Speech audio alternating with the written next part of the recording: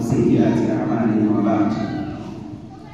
بعد نشكر الله سبحانه وتعالى زمfikie mwalimu wa umma Bwana Mtume Muhammad sallallahu alaihi wasallam. Kwa dakika chache hizi tukumbushane kuhusiana na masuala ya masiku haya ambayo tuko ndani yake. Ndugu katika imani, tutambue tu ya kwamba masiku ambayo tuko nayo ni masiku yaliyokuwa bora kuliko masiku mengine yote yale hapa duniani. Na hili ni ushahidi wa maneno ya Allah subhanahu wa ta'ala mpaka kaia masiku haya kusema wal fajr wa layalin ashr, na hapa kwa zama za alfajiri, lakini pia na layalin ashr. Layalin ashr, ulama wanazuoni wakasema kwamba si masiku mengine bali ni masiku 10 ya mwezi wa Dhulhijja, ambayo ndio masiku haya ambayo mimi na wewe tunaishi ndani yake. Masiku haya kama ni bora, basi amali itakayokuwa ni yenye kufanyika ama amali utakayofanya ndani ya masiku haya inakuwa ni bora kuliko amali utakayofanya nje na masiku haya. Na hii ni kwa ushahidi wa maneno ya Bwana Mtume Muhammad sallallahu alaihi wasallam pale anaposema ma min ayamin al-amal as-salih fiha ahabbu ila Allah, hakuna katika masiku amali njema ikawa ni bora na inapendeza mno kwa Allah subhanahu wa ta'ala min hadhihi al-ayyam, kuliko masiku haya ambayo mimi na wewe tuko ndani yake, masiku 10 ya mwezi wa Dhulhijja. Amali unaifanya ndani ya mwezi huu au ndani ya masiku haya ni amali ujira wake unakuwa ni mudharafa, ni zaidi na zaidi, kiasi kwamba yani masiku mengine tofauti katika miezi mingine ukifanya, ukija ukiyalinganisha na masiku haya hayawezi kutia dafu, kuonyesha kwamba ni masiku iliyokuwa bora. Hata amali unaifanya basi matendo yake yanakuwa na malipo zaidi na zaidi, yananyongeza mara mbili kutoka kwa Allah subhanahu wa ta'ala. Masahaba wa Mtume sallallahu alaihi wasallam waliposikia hivyo, kwa kuwa walikuwa wanafahamu kuna matendo ambayo Mtume sallallahu alaihi wasallam aliwaambia kwamba ni matendo yaliyokuwa bora mno, miongoni mwa hayo ni al-jihad fi sabilillah, kupigania jihadi dini ya Allah subhanahu wa ta'ala. Waliambiwa ni katika matendo yaliyokuwa bora zaidi, lakini miongoni mwa matendo yaliyokuwa bora birrul walidain, kuwatendea wema, kuwafanyia ihsani wazazi wawili. Na hivi na kuwatendea ihsani wazazi wawili kuonyesha nafasi yake ni ya juu sana, mpaka Allah subhanahu wa ta'ala akaliunganisha ndani ya aya moja, baada ya kutoka kwamba wewe kumwabudu Allah peke yake na kutokumshirikisha na chochote, kinachofuatilia akamwambia wabil walidain. Tuwaeleza Allah subhanahu wa ta'ala akasema wabil walidain ihsana. Baada ya kuwa umempwekesha na kumwabudu Allah subhanahu wa ta'ala peke yake na kutokumshirikisha na chochote, kinachofuatilia akamwambia wabil walidain ihsana, na kuwatendea wema wazazi wawili. Kwa nini wazazi wawili? Anasema ni kwa sababu wao ndio sababu baada ya Allah subhanahu wa ta'ala kupatikana kwako, wao ndio waliokuzaa baada ya kuwa Allah tayari ameshakuumba. Lakini baada ya hapo wao ndio waliokusimamia tangu unaanza umezaliwa, kukusimamia haja zako zote mpaka unakuja kufikia baada unajitosheleza, unakwenda unafanya ya kwako. Ni wazazi wameteseka. Mzazi hana raha akimwona mtoto anaumwa, atakuwa na furaha baada ya kuona mtoto wake anatoka, anacheka, anacheza na wenzake nje pale, lakini kakilala asubuhi pale mzazi anaumwa zaidi hata ile mtoto. Angalia, na ndio maana Allah subhanahu wa ta'ala akampa nafasi ya hali ya juu sana mzazi kwa watoto wake, wanatakiwa kufanyia ihsani. Bali ridha za Allah subhanahu wa ta'ala, radhi za Allah utazipata pale utakapokuwa na ridha na wazazi wako wawili. Huna ridha na wazazi wawili, usitegemee kupata ridha za Allah subhanahu wa ta'ala. Kadhalika ghadhabu za Allah, makasiriko na hasira za Allah subhanahu wa ta'ala utakuwa nazo pale utakapokuwa na hasira, kwa maana kwamba wazazi wako wawili hawako radhi na wewe. Kwa hiyo swala la kuwafanyia ihsani wazazi wawili ni swala ambalo ni la wajibu kwa wewe, na wala si swala la hiari. Allah subhanahu wa ta'ala akasema wa qada rabbuka alla ta'budu illa iyyah, amehukumu Mola wako mlezi usimwabudu yoyote yule isipokuwa Allah subhanahu wa ta'ala. Wabil walidain ihsana, na wazazi wawili kuwatendea wema. Imma yablughanna 'indaka al-kibara ahaduhuma aw kilahuma fala taqul lahumā uffin wa la tanharhumā wa qul lahumā qawlan wao au wote wawili wakafikia katika utu uzima, inafika wakati mzazi anaweza kafikia age fulani, anakutuma anakuambia kanifanyia jambo fulani, mzee na wewe pita hivi, mzee naone unachosha, mzee kadha wa kadha, umesahau yeye alikuwa halali hadi mpaka hakikisha kwamba uko sawa. Leo wewe unafika wakati kwa sababu ukiona una nguvu, una mali, una chochote, mzazi wako unamdharau. Isifike hali hiyo. Ndio Allah akasema ikiwa mmoja wao au wote wawili wamefikia utu uzima, halafu ikatokea amekutuma labda jambo fulani au amekuamrisha jambo fulani, fala taqul lahum uffin, usije ukawaambia neno la uff. Ni neno ambalo ni neno la Kiarabu ambalo limechukuliwa kwamba maana yake ni kama vile kusema ni mzazi anakuambia fanya jambo fulani, mzee naye ndio hii uffin, usije ukawaambia hivyo, lakini ishi nao kwa wema kabisa. Hivi ndivyo tulivyoamrishwa na dini yetu, kuishi kwa wema. Sasa maswahaba wa Mtume sallallahu alaihi wasallam walikuwa wanafahamu jihad, birrul walidaini ni katika matendo yaliyokuwa bora zaidi, na walimuuliza Mtume sallallahu alaihi wasallam, ya Rasulullah, hebu tuambie ni matendo gani yaliyokuwa bora, pindi tutakapofanya matendo haya itakuwa ni sababu ya sisi kupata janna. Mtume sallallahu alaihi wasallam akamwambia al-jihad fi sabilillah, kupigania jihad katika dini ya Allah subhanahu wa ta'ala. Kisha vipi mtume wa Allah? Akasema birrul walidain, kuwatendea wema wazazi wawili, na mambo mengi ambayo mtume alikuwa akiwasaidia moja baada ya nyingine kulingana na swali analoulizwa na maswahaba zake.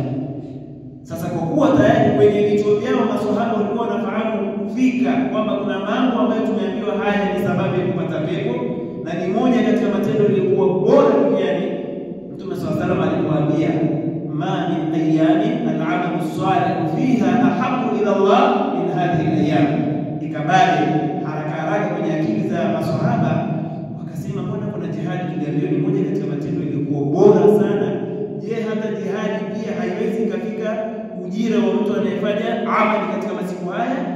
Ndio maana wakasema wala jihad fi sabilillah, hata jihad pia ile mjumbe wa Allah haiwezi kufikia hapa. Mtume sallallahu alaihi wasallam akawaambia wala jihad fi sabilillah, kadhalika hata jihad wewe kupambania ukatoka kwenda kupambana kuitetea dini ya Allah subhanahu wa ta'ala, bado haitofikia ujira illa, Mtume sallallahu alaihi wasallam akafanya istithna akasema illa rajulun, isipokuwa labda mtu ambaye kharaja bimalihi wa nafsihi, katoka yeye na mali yake kaikusanya kuelekea vitani, kadhalika yeye mwenyewe katoka, thumma lam yarji min dhalika bi shay'in, kisha asirejee na chochote, kwa maana kwamba akafia kwenye jihad na mali yake ikaishia huko, huyu ndiye ambaye ujira wake utakuwa sambamba na yule anayefanya amali katika masiku haya.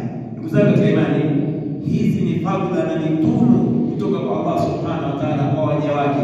Wallahu dhul fadli al-azim, na Allah subhanahu wa ta'ala ni mwenye fadhila nyingi sana. Anajua mimi na wewe ni wakosa, sisi tuna kusuri nyingi sana kwa Allah subhanahu wa ta'ala. Wajibati ambazo tumefaradhishwa huenda hatutekelezi kwa nyakati zake, mfano swala za faradhi wakati mwingine zinatupita, wazazi wawili hatuwatendei ihsani kama vile inavyotakikana, wakati mwingine tunateleza, tunatukana, tunasengenya, tunasema hili na lile, tunadhulumu, lakini Allah subhanahu wa ta'ala kwa fadhila zake akatujalia vitu ambavyo pindi tutakapojipamba na vitu hivyo inakuwa ni sababu ya kufutiwa madhambi yale ambayo yametoka pengine Ramadhani mpaka kufika Ramadhani nyingine. Kama alivyosema Mtume sallallahu alaihi wasallam, mambo kama vile mfano swala na swala nyingine ni sababu ya kufutiwa makosa katikati. Ijumaa mpaka Ijumaa, waswali Ijumaa hii mpaka katika Ijumaa nyingine ukaiswali, ni kwa sababu ya kufutiwa makosa madogo yaliyoko katikati. Lakini Ramadhani mpaka Ramadhani kadhalika hivyo, lakini pia akajalia masiku haya wenzetu wale ambao wamekwenda kule hakuna wanachokitaraji kwa Allah subhanahu wa ta'ala isipokuwa ni kusamehewa dhambi zake. Wewe jiulize, milioni takriban 15 na mtu mwingine hata kuikamata milioni 15 mkononi mwake hajawahi kushika, lakini leo unaambiwa toka nenda katekeleza ibada ile na uweze kusamehewa. Na ndio maana unaona mtu yuko tayari kutoa hata ilikuwa ni milioni 30 na akawa ana uwezo wa kufanya hivyo, kwa kuwa anajua ni kipi anakipata mbele ya Allah subhanahu wa ta'ala, basi akitoe, maadamu anajua ukienda kule man hajja, kama anasema Mtume sallallahu alaihi wasallam, man hajja wa lam yarfud, atakayehiji haji yake nzuri kama alivyohiji Mtume sallallahu alaihi wasallam, anaisiwa na uchafu na mambo ya mchezo ndani yake, raja akaini waladatu ummu, huyo atarejea katika maisha yake au katika makazi yake kama vile siku amezaliwa na mama yake. Siku mja anazaliwa, mtoto anazaliwa hana dhambi, na hivyo wewe ukitekeleza ibada ya hija kisawa sawa kama alivyoahidi Mtume sallallahu alaihi wasallam, utarejea kwenye mji wako kama siku umezaliwa na wazazi wako, kwa maana ya kwamba huna dhambi. Sasa mimi na wewe ambaye hatukupata taufiki hiyo bado, na tunamuomba Allah tujalie kuwa ni miongoni mwa watakaotekeleza ibada hiyo ya hija kwa miaka ijayo, basi sisi kivi tufanye? Allah kajalie haya masiku, jitume kufanya mambo ya kheri, al-amru bil ma'ruf wa nahy 'anil munkar, amrisha mema, kataza mabaya, toa sadaka kwa wingi sana katika masiku haya, kwa sababu hakuna amali inayopendeza kuliko amali unayofanya ndani ya masiku haya. Kithirisha ibada za swala hizi za sunna, kila ambalo unaliona kwamba ni jambo la kujikurubisha kwa Allah subhanahu wa ta'ala. Saidia maskini, wajane na wengine wote ambao unajua ni katika wahitajia, saidia ndani ya masiku haya, sikupite hivi, kwa sababu amali unaifanya inapendeza mno mbele ya Allah subhanahu wa ta'ala. Hali wakabbir wasabbih, fanya takbira, mkabbir Allah subhanahu wa ta'ala, kusema Allahu akbar, Allahu akbar, Allahu akbar. Unatembea, umelala, fanya maneno haya, yatamke, sema subhanallah, subhanallah, subhanallah, sema la ilaha illa Allah, la ilaha illa Allah. Yote haya ni katika kujikurubisha kwa Allah subhanahu wa ta'ala, na maswahaba walikuwa wakikithirisha sana, yani wakati wote unakuta kama mdomo wake unatetemeka katika kumtaja Allah subhanahu wa ta'ala.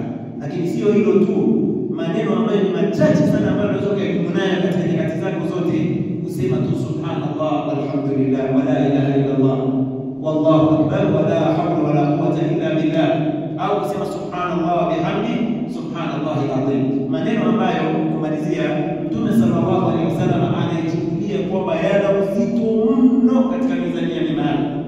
Mtume sallallahu alaihi wasallam akasema kalimatani khafifatani ala lisani thaqilatani fil mizani subhanallah wa bihamdi subhanallahil azim. Maneno machache mno kuyatamka kwenye ulimi, kwanza ni mepesi mno. Nani anashika kusema subhanallah wa bihamdi subhanallahil azim, subhanallah wa bihamdi subhanallahil azim? Mepesi mno kuyatamka kwenye ulimi, lakini anasema thaqilatani fil mizani, maneno haya kwenye mizani yako yatakuwa ni mazito mno mbele ya Allah subhanahu wa ta'ala siku ya kiyama. Lakini pia habibatani ila rahman, maneno haya yanapendeza mno kwa Allah subhanahu wa ta'ala, kusema subhanallah wa bihamdi subhanallahil azim, subhanallah wa bihamdi subhanallahil azim.